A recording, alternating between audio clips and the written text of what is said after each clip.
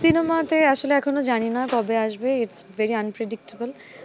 ভালো গল্প, ভালো টিম, ভালো চরিত্র পেলে অবশ্যই করব। যে সিনেমা তখনই করব যখন মনে হবে যে সময়, কারণ it's a time consuming process. একটা সিনেমা শ্যুট করতে অনেক দিন লাগে।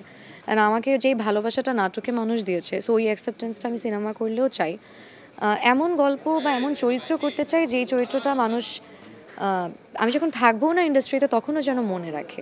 আমি চাই না যে তা না, বাট আসলে আমার মনে হয়নি যে মানে it's the right time for me. I think আমার আসলে আরেকটু সময় নিয়ে আরেকটু চিন্তা ভাবনা করে সিনেমা করা উচিত। আসলে ভালো গল্প পাই না ভাইয়া, ভালো গল্প। নারী প্রধান তো আসলে ইটস আ বিগ রিস্ক আমাদের ইন্ডাস্ট্রিতে। আসলে নারী প্রধান বললেই আসলে কাজটা তখন আমরা একটু ডিফারেন্টভাবে দেখি।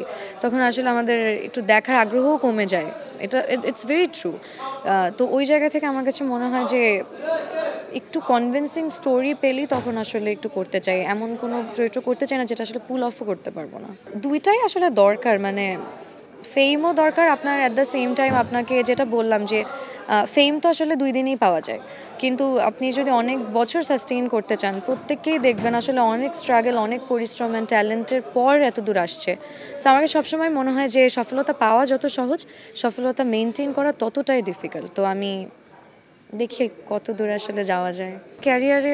আমি তো আসলে খুব যে পুরনো তা না, আমার অনেক বছর এক্সপিরিয়েন্স তা না। সো আমি 2-2.5 বছরের ক্যারিয়ার, অলমোস্ট 3 ইয়ার্স এখন। তো অনেক ভুল হবে, মানে মানুষ তো আসলে ফ্ললেস না, সবারই আসলে ভুল হয়। সো ভুল থেকেই শিখলাম, বা শিখি রোজ। সো একসময় ফ্রিকোয়েন্টলি কাজ করেছি, এখন মনে হয়েছে যে না আসলে একটু কাজ কম করা উচিত, এখন কম করছি।